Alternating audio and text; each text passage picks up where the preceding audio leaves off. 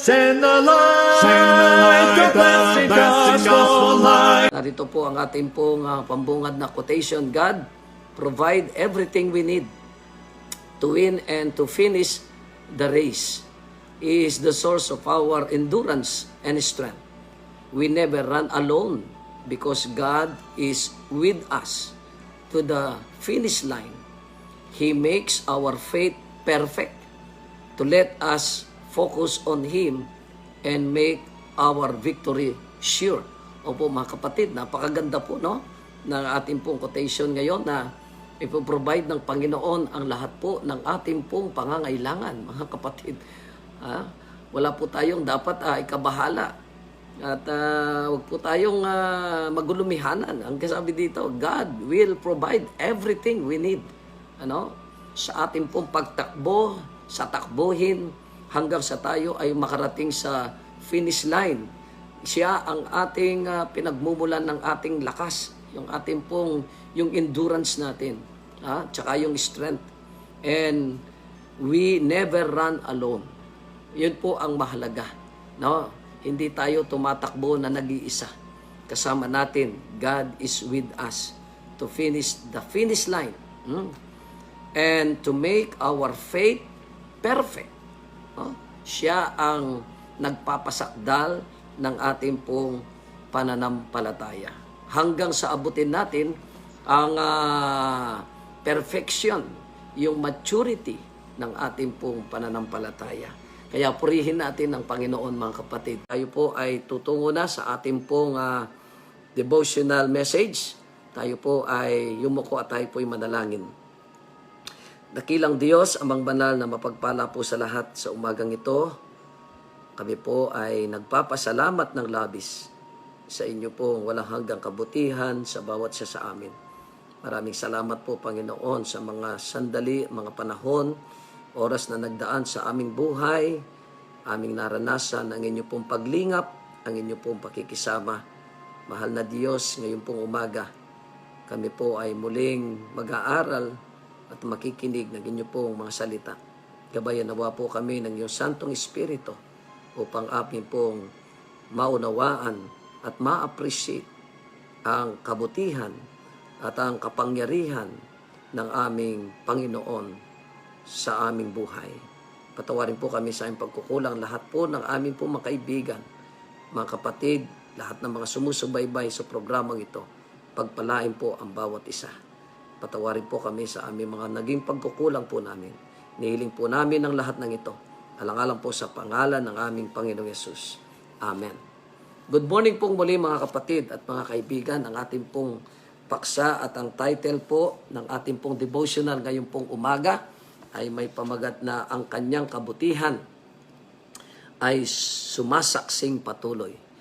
His goodness will continue to give us to witness na ang kanyang pamamatnubay, ang kanyang kabutihan, ang kanyang pag-ibig ay patuloy na nagbibigay ng patotoo sa atin. Ayan. Ang ating pong susing talata ay masusungumpuan po sa aklat po ng mga gawa, Kapitulo 14. Ang talata po ay 17. Ganito po ang sabi sa atin, Nevertheless, he left not himself without witness, in that he did good and gave us rain from heaven and fruitful season, filling our hearts with food and gladness. At gayon man ay hindi nagpabayang di nagbigay patotoo tungkol sa kanyang sarili, na gumawa ng mabuti at nagbigay sa inyo ng ulang galing sa langit at ng mga panahong sagana na pinupuno ang inyong mga puso ng pagkain at ng katuwaan. Opo mga kapatid, ang sabi po dito sa ating pong devotional na dinungisan, sinira ng kasalanan ang kagandahan ng mundo. Kung ating babasahin mga kapatid, ang aklat po ng Genesis, pagkatapos ng 6 na araw, nakita ng Diyos ang lahat ng kanyang nilikha. Ang sabi po ay ginamit yung pong salitang napakabuti. Napakabuti. Ang mundo nating madilim, malamig, walang anyo at walang laman. Pagkatapos na ito ay galing sa kamay ng ating Panginoon at pagkatapos ng makapangyarihang salita at lalang ng kanyang mga kamay, ang mundo natin, mga kapatid, ay napamulitian at nagayakan ng napakagandang itsura. Iba-ibang kulay, iba-ibang hugis, great designer, no? Dakilang arkitekto ang ating Panginoon, mga kapatid. Subalit, nang pumasok ang kasalanan, ang sabi ay dinungisan. Hindi lamang po dinungisan, kundi sinira ng kasalanan ang magandang mundo sa lahat ng mga bagay na may mga bakas ng mga gawa ng kasamaan. Ito po ay nakasaad din, mga kapatid. Ito yung malungkot na mababasa natin sa banal na kasulatan sa Genesis chapter 3 verse 17 and chapter 4 verse 11 na nakalagay po doon, mga kapatid, na nang dahil sa kasalanan ay naisumpa, no? Naisumpa ang mundo, mga kapatid. Nang dahil nga po sa pagsuway ni Adan at ni Eva. Ngayon, sa aking pong pagbubulay-bulay kanina, naitanong ko kung si Adan at Eva ay nagkasala, bakit pati ang kalikasan, bakit ang ibang nilikha ng Panginoon ay kasama, sa naging sumpa? Yan po, mga kapatid, ay mga katanungan na maaring hindi po natin kayang sagutin sapagkat yan po ay tinatawag na prerogative ng ating mahal na Diyos. Ay itanong na lamang ho natin, bakit ipinahintulot o bakit ginawa at bakit isinumpa? 2 beses po ito, kay Adan at kay Eva, at pagkatapos ng patayin ni Cain, yung kanyang kapatid na si Abel, ay naisumpa din. Ang tao ay naisumpa, mga kapatid. No? Ngayon, sa kabila nito, ang sabi sa atin, alam niyo po kung bakit ganito ang ating mundo. Yung magandang mundong ginawa ng Panginoon. Andyan ang pagdungis at pagsira. Dati-dati, mga kapatid, wala pong bulaklak na nalalanta. Walang dahon na nahuhulog. Ang lahat ay nasa perpektong kalagayan. Ang karagatan ay hindi po nagngangalit at nag-aalimpuyo. Wala pong bagyong dumadalaw, maaari. Wala pong lindol, walang pagputok ng mga bulkan, wala pong flash flood, wala pong soil erosion, wala pong aksidente. Wala, lahat po ng mga nakikita po natin. Alam niyo po, kapag ang mga kalamidad na ito, ang mga masasamang mga gawain ng tao, ang lahat ng mga nangyayaring masasama, kung ito po ang palagi nating titingnan, mga kapatid, ay talagang pati ang Panginoon ay mapaparatangan na mabagsik, mapaparatangan na walang awa at hindi nagmamahal. Subalit salamat sa Panginoon ay inexpose niya rin po ang gawain ng kaaway. Ito po ay gawain ng kaaway. Kaya nga't ang sabi sa atin, ngunit maraming magaganda ang nananatili. Nandiyan pa rin po yung magagandang mga tanawin na po pwede po nating ma-appreciate pa rin. Pero kapag nakita po natin yung katulad po, pansinin po ninyo, katulad po ng kung ating titingnan yung naging pinsala ng bagyong Odette, Odette. Bisaya na yan yata ako. Paano po natin makikita yung kagandahan, kabutihan ng Panginoon? Would you think, mga kapatid, na ma-appreciate ninyo yung nangyaring ito na likha ng bagyong ito? Kung nakita po ninyo, mga kapatid, yung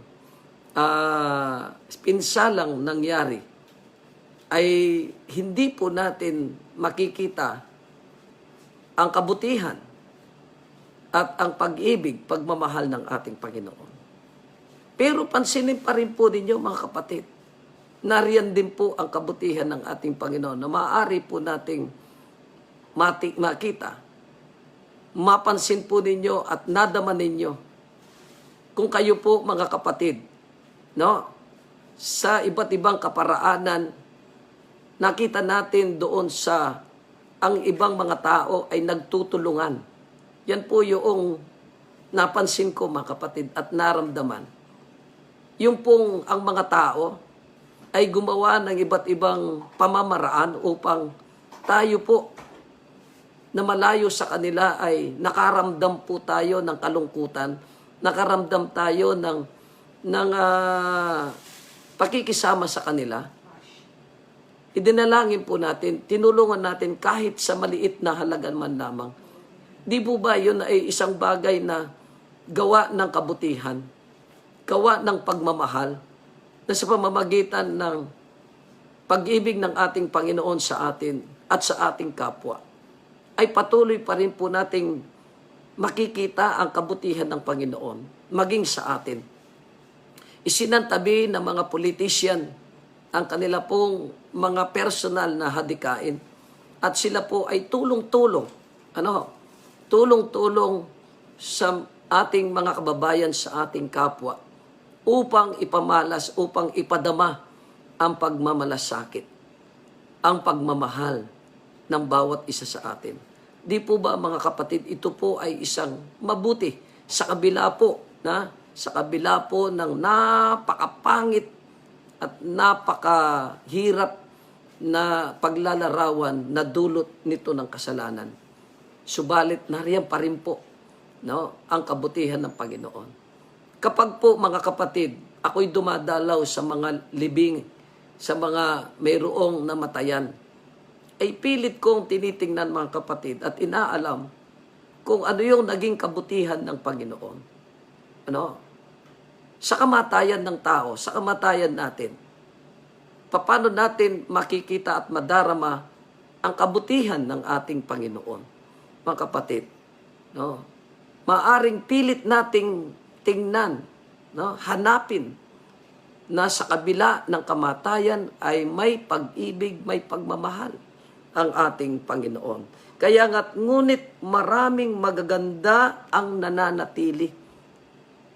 Nandiyan pa rin po, mga kapatid, bagamat kapag dumarating yung kahirapan, kapag nararanasan natin yung karamdaman, mga kapatid, nararamdaman nyo po ba, nakikita nyo po ba ang mabubuti at magagandang mga gawain ng ating Panginoon? Nananatili pa rin po ba yan? Yung po bang ating pong pananampalataya ay lalong tumitibay, lalong lumalago tayo sa kabila po ng maraming mga paghihirap, mga karamdaman na ating pong nararanasan? Nararamdaman po ba natin patuloy ang pag-ibig ng ating Panginoon? Hindi lamang po sa mga kalikasan, ilagay na rin po natin sa ating personal na karanasan. Kapag ba tayo ay nagugutom, kapag ba tayo ay nahihirapan, kapag ba tayo nakakaranas ng mga problema sa buhay natin, nararamdaman pa po ba natin, mga kapatid, na mahal tayo ng ating Panginoon? Opo, salamat sa kanyang mga salita. Ang mga salita na ito ay nagbibigay ng pagpapaliwanag, kaliwanagan sa ating isipan na ang mga kahirapang ito, ang mga unfavorable circumstances na ito na ating nararanasan ay ginagawang pagpapala ng Panginoon.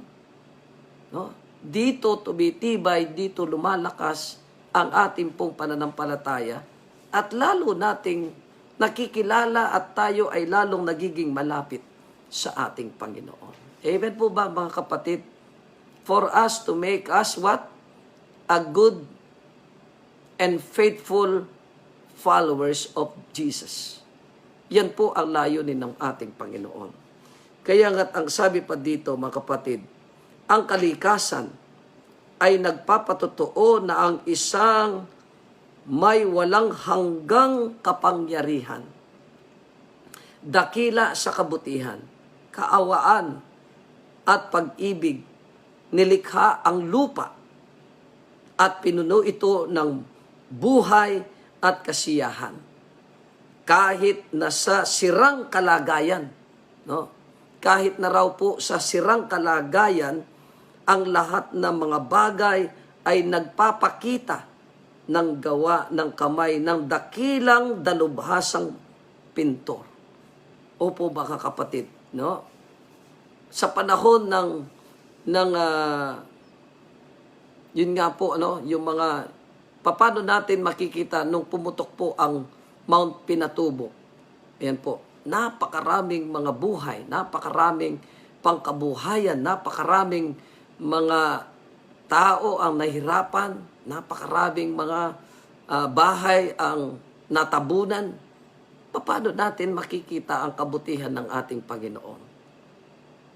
Ang buong Pampanga ay halos mabura, no, sa mapa na natabunan ng lahar. Pero alam niyo po mga kapatid, in the long run, sa mga Pampanggenyo, ngayon ay naging pagpapala yung mga lahar. Diyan kumikita ang gobyerno, ang local government ng Pampanga, no, nang dahil sa inilabas na buhangin nitong bulkang ito.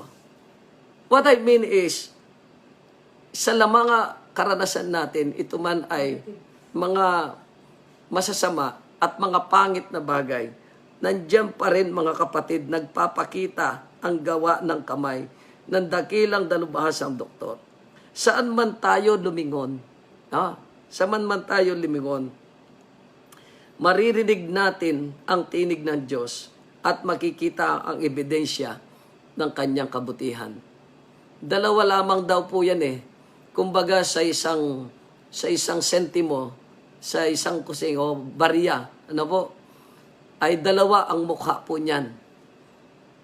Sa ating buhay, sa kalikasan, sa pangyayaring nagaganap sa ating pong kasalukuyan, dalawa ang mukha po niyan.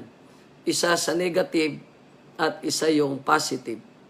Kung lagi po tayong titingin doon sa negative, ay maaaring lagi po nating nakikita yung pangit.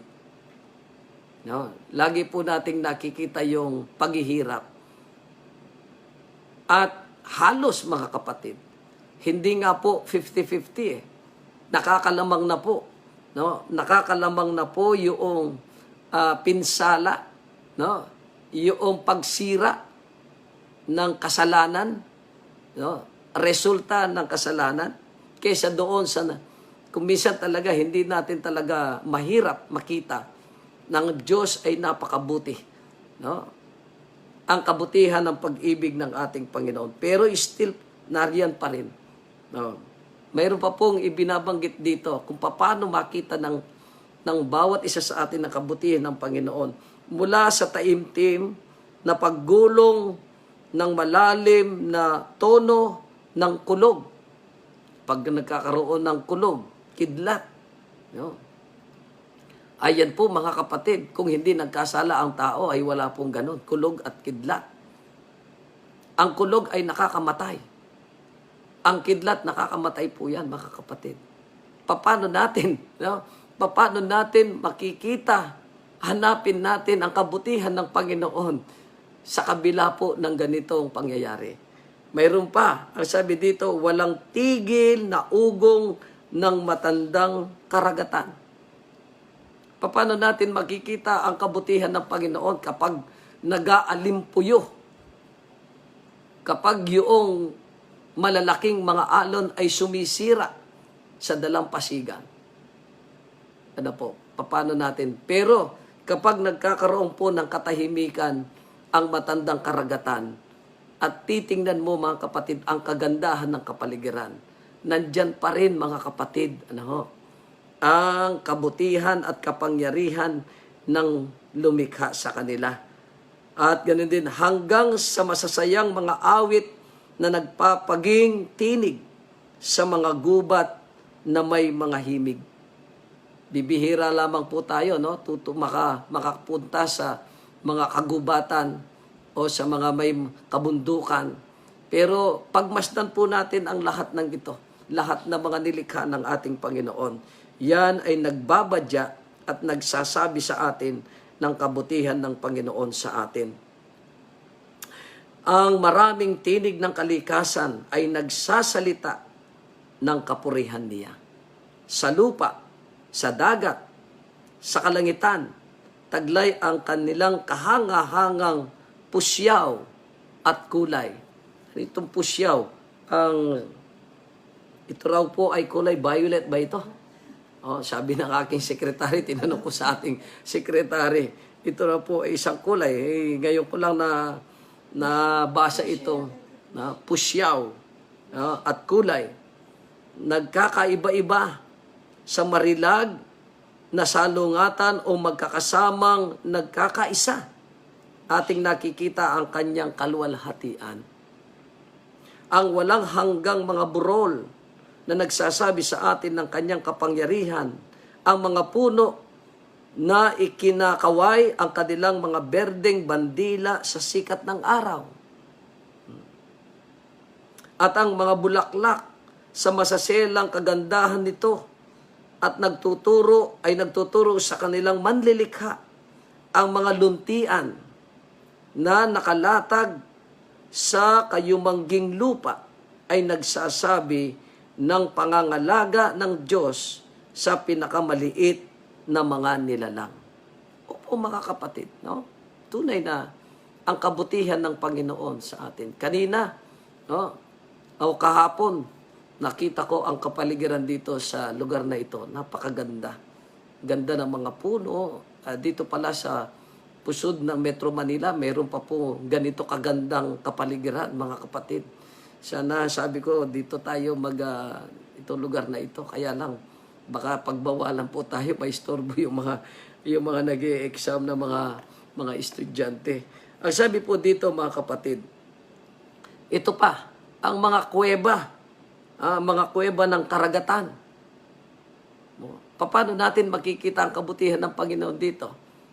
Yung mga kuweba, yung pong hindi po dalampasigan, kung yung may mga burol sa dalampasigan na mga kuweba sa karagatan, kalaliman ng lupa ay naghahayag ng kanyang kayamanan. Ano po ba yung mga kayamanan na maaari nating makuha? Yung mga nagmiminero, mga kapatid. Ang lupa ay nakabaon dyan, ang maraming mga kamayamanan, mga minerals, mga ginto. Ang sabi po dito, mga kapatid, siyang naglagay ng perlas sa karagatan. Di po ba, mga kapatid, yan ay yaman? Kayamanin yung mga perlas na yan, na mga amatista. Hindi ko alam kung, hindi pa po ako nakakita kung anong mga batong amatista at krisolito sa mga bato. At ano po? Ay umiibig sa maganda. Ayan. Mga kapatid, napakaraming kayamanan.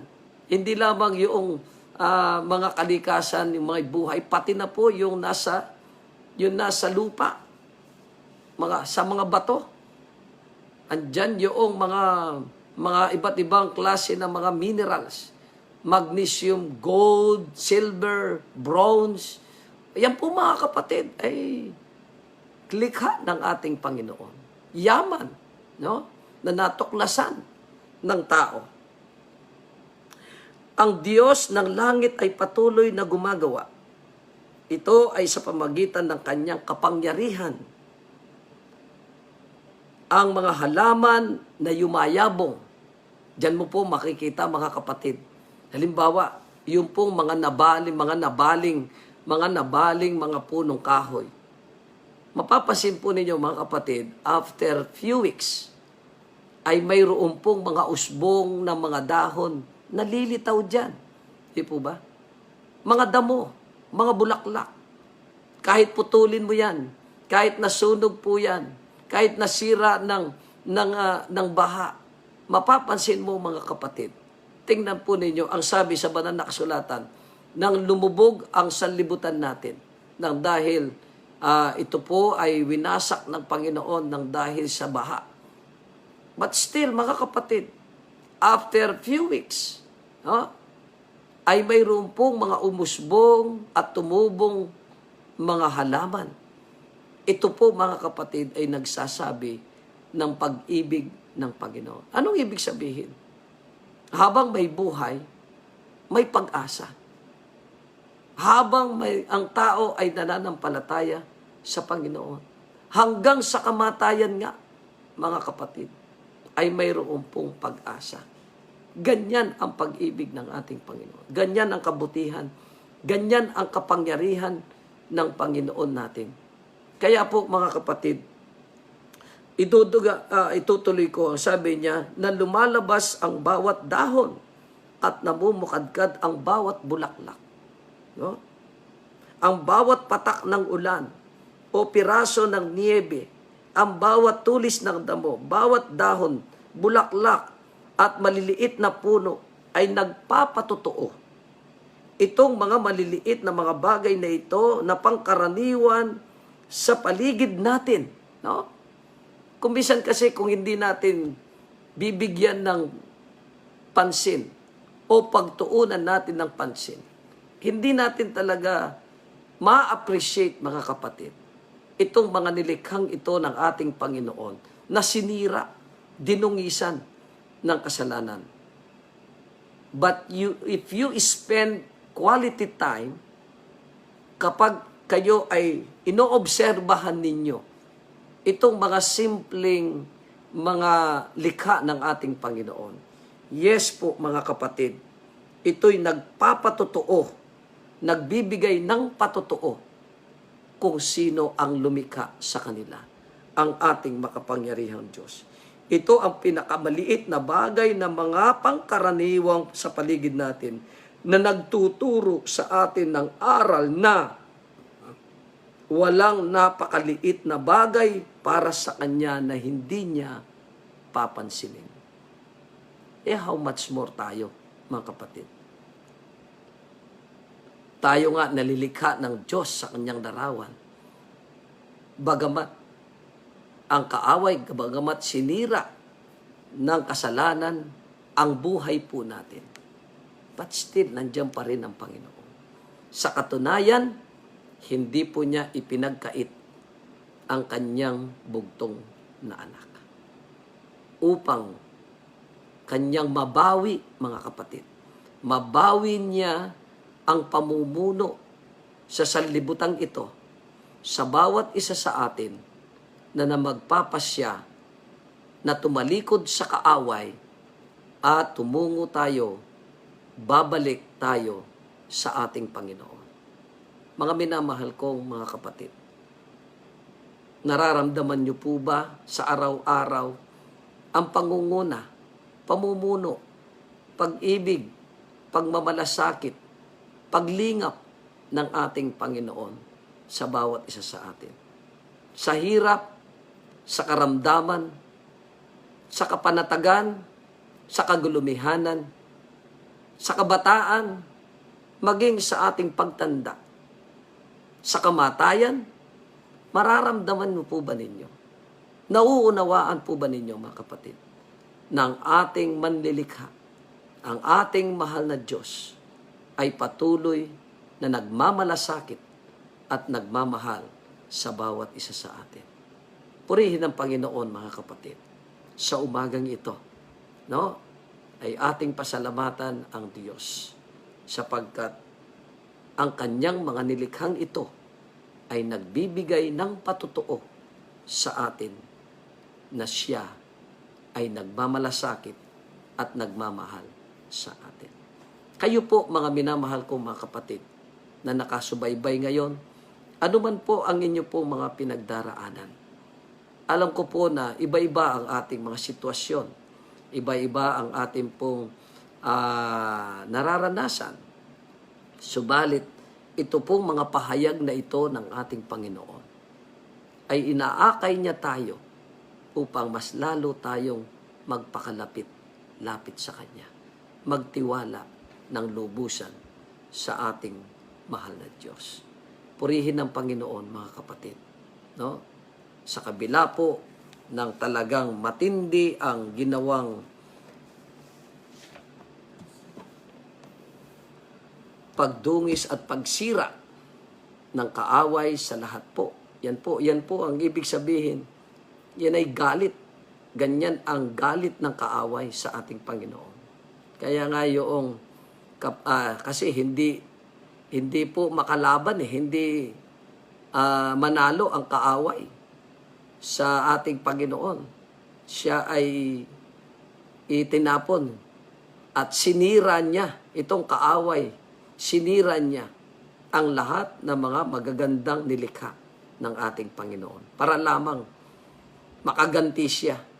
Ibinuhos niya ang kanyang galit sa lahat ng mga nilikhang mabubuti ng ating Panginoon. Subalit, salamat sa Panginoon. Hindi niya tayo pinabayaan.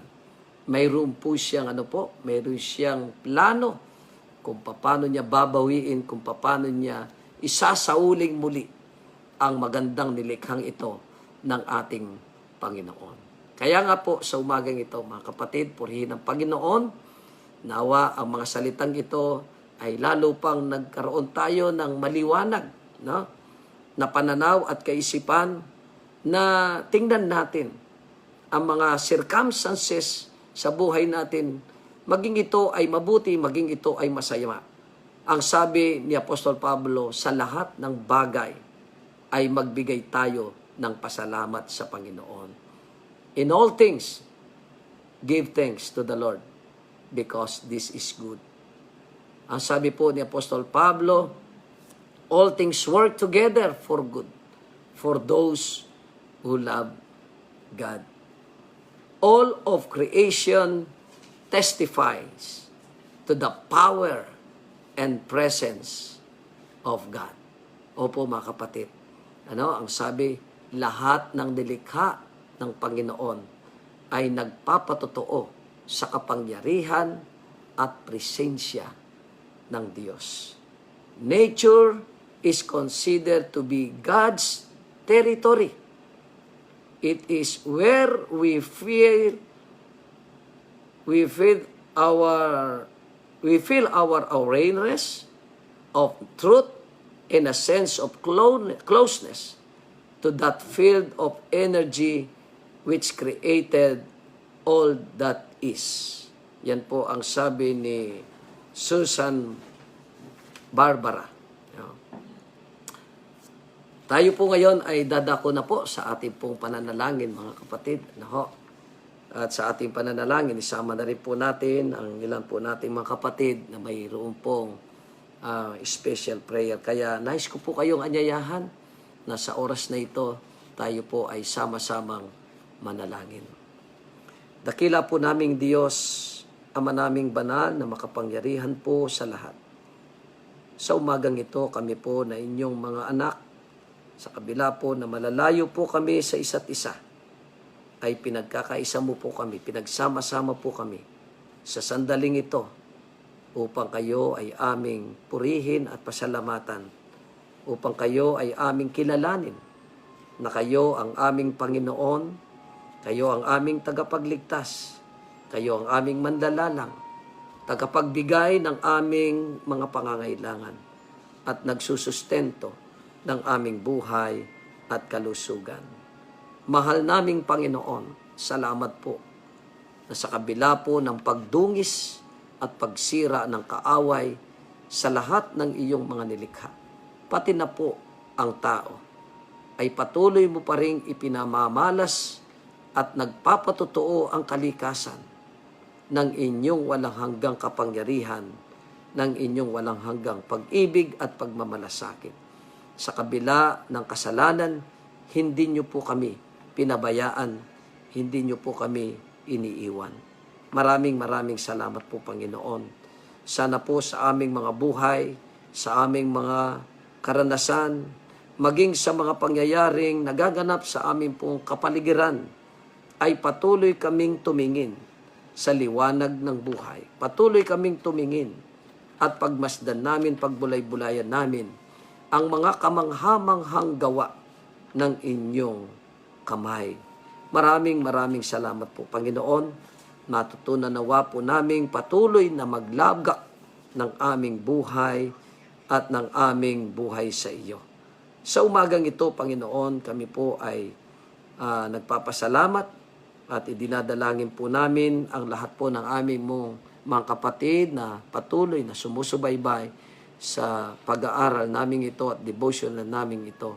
Mahal naming Panginoon, ikaw po ang nakakaalam sa lahat po ng kanila pong mga sitwasyon, anuman po ang kanila pong kalagayan, kung may mga karamdaman, Panginoon, pagkalooban po ng kagalingan. Mayroon pong pangangailangan, sapatan, mahal na Diyos. Kung sila po ay nasa panahon ng panganib at sitwasyon, mahal namin Panginoon, ipagkaloob mo po sa kanila ang kapayapaan at ang kaligtasan. Higit sa lahat, Panginoon, pagkalooban mo po kami ng katiyakan, ng pag-asa, ng buhay na walang hanggan, sapagkat ang buhay na walang hanggan na ito ay masusumpungan po lamang namin sa aming Panginoong Yesus. Tulungan po kami magtiwala ng lubusan. Pagpalain ng buong iglesia ang inyong banal na gawain, ang aming mga kapwa manggagawa sa bukiran. Pagpalain po ang bawat isa. Sa umagang ito at sa araw na ito, Panginoon, itinatalaga po namin ang aming pong mga bawang sarili. Ingatan nawa po ang bawat isa sa amin at mabuhay kaming may kapayapaan, lubusang pananalig sa inyo na ikaw ang aming Panginoon, patuloy na nagmamahal sa amin. Ilakip nawa po sa amin ang bendisyon ng aming Amang nasa langit at ang biyaya ng aming Panginoong Yesus patuloy na managana sa aming mga buhay at ang gabay ng banal na Espiritu sa tuwi-tuwi na siyang aakay sa amin tungo sa ikalalago, ikatitibay ng aming pananampalataya hanggang sa lubusang makita ang buhay ng aming tagapagligtas. O Diyos, ipagpatawad mo po sa amin kung mayroon pa po kayong nasusumpungang pagkakasala namin, maliit man o malaki. Panginoon, linisin kami sa lahat ng aming mga kasalanan. Maraming salamat po sa inyong walang sawang pagtugon at pagtanggap sa aming panalangin, sapagkat hinihiling po namin ang lahat ng ito, hindi po sa kami karapat dapat, kundi alang-alang po lahat sa banal at makapangyarihang pangalan ng aming Panginoong Yesus. Amen. Maraming salamat po mga kapatid. Sa umagang ito, purihin ang Panginoon. Sana po ay patuloy nating maranasan ang kanyang pag-iingat at ang kanyang kabutihan. Maraming salamat po sa inyong lahat. Pagpalain po tayong patuloy ng ating Panginoon. Nawa, patuloy nating idalangin na ang pagpapala ang patuloy na ating maranasan. Ito po ang inyong lingkod kasama sa paglilingkod, Sister Geraldine Miranda Meneses, Pastor Enrico Meneses na nagsasabi po sa ating lahat, God is good all the time. And all the time, God is good.